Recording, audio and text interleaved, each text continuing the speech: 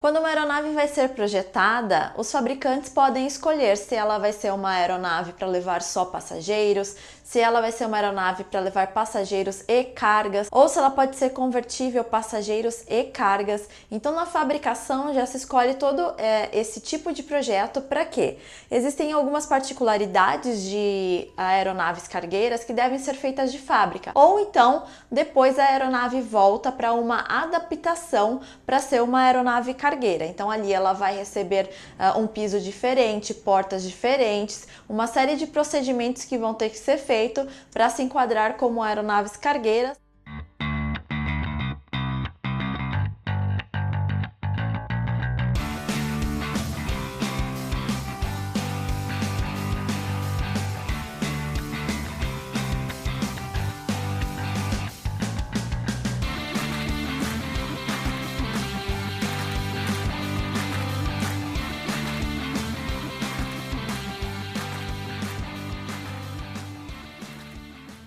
Uma aeronave cargueira e de passageiros do mesmo modelo, ela não tem muitas diferenças. Então sim, o piloto de uma aeronave de passageiros pode pilotar sem problema nenhum o mesmo modelo de carga e vice-versa. Uma aeronave, quando é cargueira, ela normalmente tem um F no nome. Quando ela tiver um F, você já sabe que está se referindo a uma aeronave cargueira. Então, por exemplo, a Azul. A Azul tem o 737-400F.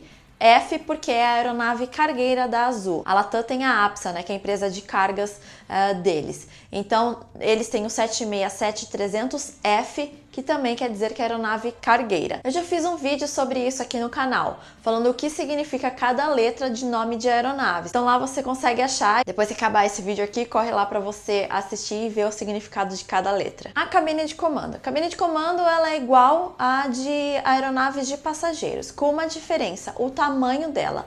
Ela pode ser ainda maior, porque ali dentro do cockpit ela pode acomodar mais assentos para pilotos. Então, às vezes você vai em voos que necessitam de tripulação de composta ou de revezamento, esses pilotos vão sentados nos jump seats, que a gente chama, dentro do cockpit, ou seja, o cockpit é maior para que esses tripulantes possam ir todos ali dentro do cockpit. Todo avião de carga, obviamente, possui toalete. Claro que não em número igual ao de passageiros, porque existe uma lei, né? Eu não sei exatamente quanto, mas para cada tantos passageiros tem que existir um toalete. Inclusive, isso é item no-go. Se um toalete estiver interditado e tiver a capacidade mínima de toaletes, eles têm que retirar passageiros daquele avião para que possa se adequar ao número de toaletes operacionais naquele voo.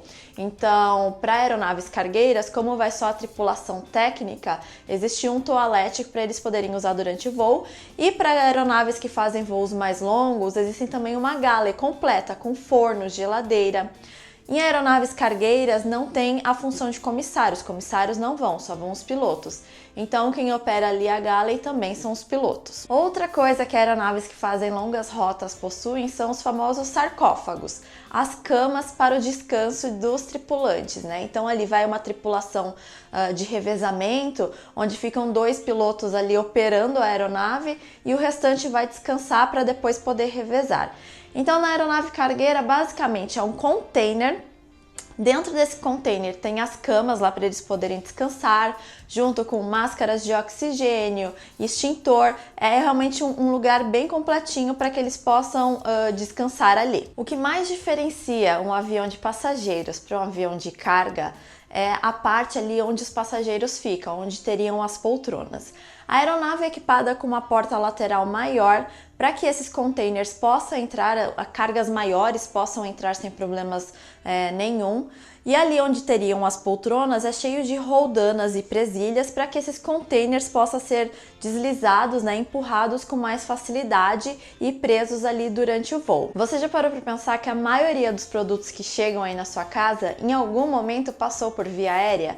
Teve um transporte aéreo ali envolvido? Quando a gente pensa em transporte de carga, a gente realmente pensa nesses produtos que chegam na casa, né?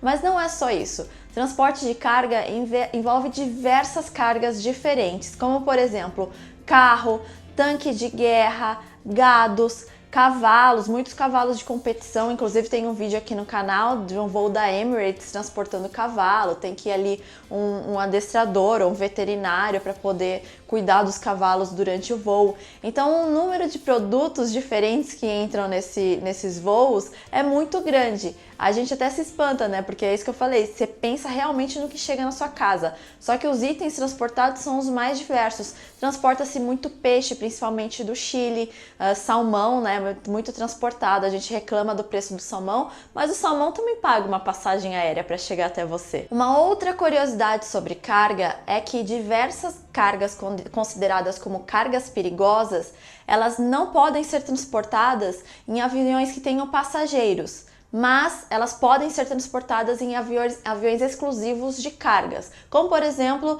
alguns tipos de explosivos. Eles são proibidos em voos comerciais com passageiros e eles podem ser transportados em voos cargueiros. O ponto principal, o foco principal da aviação é como manter a aviação cada vez mais segura. Então vocês imaginem, para você transportar uma carga que é considerada como perigosa, os mais diversos procedimentos que foram criados para possibilitar isso.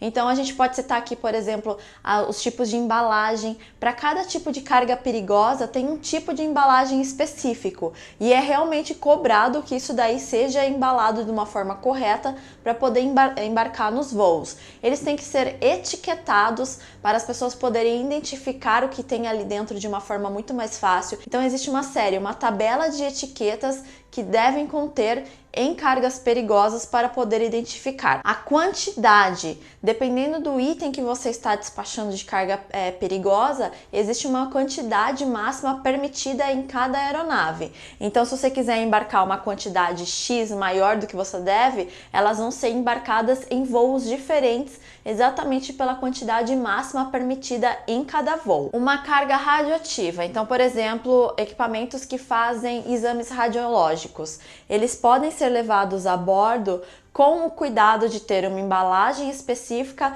e ficar dentro de uma aeronave em uma área separada de carga viva. Então tá ali levando algum animal, gado, cavalo, cachorro, enfim.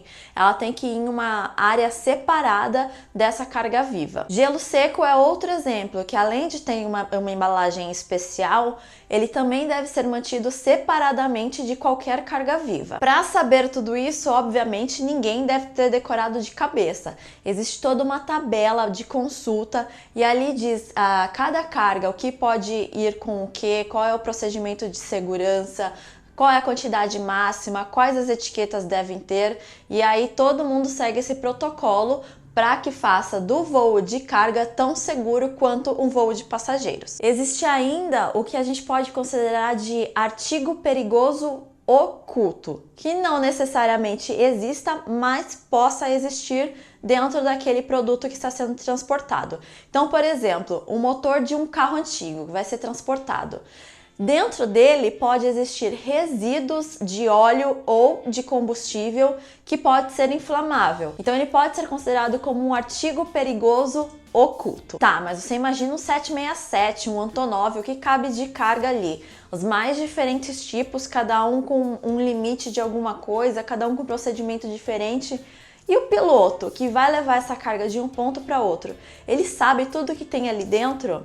A resposta é sim, ele sabe. Tem todo um protocolo ali para aquele piloto, né, dizendo basicamente o que tem ali naquele voo e qual é o procedimento de emergência para cada produto, porque cada produto tem um procedimento de emergência diferente para ser cumprido, né? Então, por exemplo, pegue fogo ali em um determinado container, em um determinado produto. Ou, por exemplo, esse produto vaze, esse produto é corrosivo. Existe todo um procedimento diferente para cada um deles e por isso o piloto tem esse relatório e deve saber exatamente o que ele está levando ali a bordo. Para que o tripulante possa entender um pouquinho mais sobre carga perigosa, existe um curso que eles têm que fazer. Tanto pilotos de carga como pilotos para aviões de passageiros que também levam algumas cargas perigosas ou cargas de forma geral. Então, eles sempre fazem essa renovação desse curso. O que muda na operação de um voo comercial para um voo de carga em caso de emergência. No caso de um avião cargueiro, o procedimento de emergência ele é um pouco diferente para um procedimento de emergência de avião de passageiros. Então, por exemplo, um avião cargueiro que exista fogo a bordo, o procedimento que os pilotos vão fazer é totalmente diferente do que os procedimentos dos pilotos, dos comissários de um avião de passageiros. O que acontece? O fogo ele é alimentado por oxigênio. Quanto mais a gente sobe na atmosfera, quanto mais alto a gente estiver, menor é o percentual de oxigênio que a gente encontra. Isso então facilitaria desse fogo ser extinto, porque ele não vai conseguir ser alimentado uma vez que não tem oxigênio suficiente para que esse fogo permaneça ativo. Só que os aviões eles são pressurizados justamente para a gente conseguir respirar, ter um nível de oxigênio adequado. Ou seja, esse fogo continua se alimentando desse oxigênio.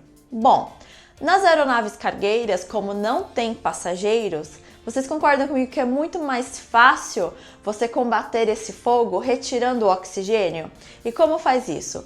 Em caso de fogo a bordo, os pilotos colocam as máscaras de oxigênio, que eles têm os cilindros de oxigênio ali para alimentar essas máscaras, colocam essa máscara de oxigênio, despressurizam o avião, ou seja, o nível de oxigênio vai começar a decair porque a cabine começa a ficar com aquela atmosfera que existe ali fora que ele está voando, ou seja, pobre em oxigênio. Esse fogo não vai ter mais como se alimentar porque não tem mais oxigênio suficiente e, obviamente, ele vai se apagar sozinho, sem nem a necessidade de um extintor na maioria dos casos. Existe até um procedimento previsto para que, quando a aeronave estiver próxima do voo, ela mantenha o nível mais alto possível para fazer esse procedimento de combate ao fogo, e quando estiver o mais próximo possível do aeroporto, né, quanto mais puder adiar essa descida, então ele vai iniciar uma descida rápida para poder fazer este pouso e permanecer o menor tempo possível ali com um nível de oxigênio alto dentro da cabine. Os equipamentos de emergência a bordo também podem variar um pouco. Podem não, com certeza variam, até porque em aviões de passageiros existem equipamentos o suficiente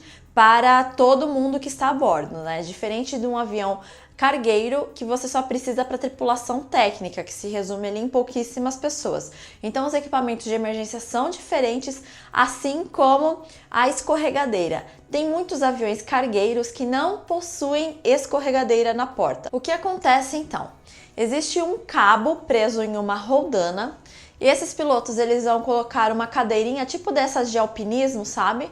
E daí vão se prender nesse cabo e vão descer por ali, sem a necessidade de escorregadeira. Obviamente, isso é possível em aviões cargueiros que tem poucas pessoas, justamente porque isso leva muito mais tempo do que você simplesmente escorregar ali pela escorregadeira. Então isso não seria viável num avião de passageiros. Mas num avião cargueiro que você tem ali 2, 4, 5 pessoas, esse desembarque acaba sendo muito rápido e por isso é viável. Uma das aeronaves mais famosas cargueiras que nós temos aqui, e a maior do mundo, é o Antonov 124. Ele fazia pouquíssimos voos justamente por ser um avião tão grande assim, né? Ele não tinha tanta necessidade de uso. Porém, agora com essa crise, o número de cargas aumentou muito, essa aeronave está batendo recordes de operação, ela está sendo realmente muito usada. Esses dias ele bateu o próprio recorde de carga, ele levou tanta carga que o pessoal do solo levou 9 horas para conseguir desembarcar ele por completo.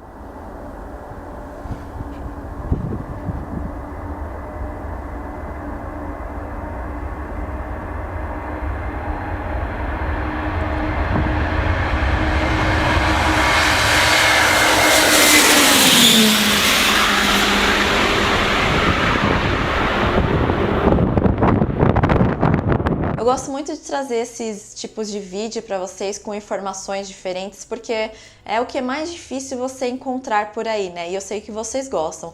Quer mais uma diferente? Você sabia que em aeronaves cargueiras é obrigatório ter uma caixa de leite para os pilotos? Você sabe por quê?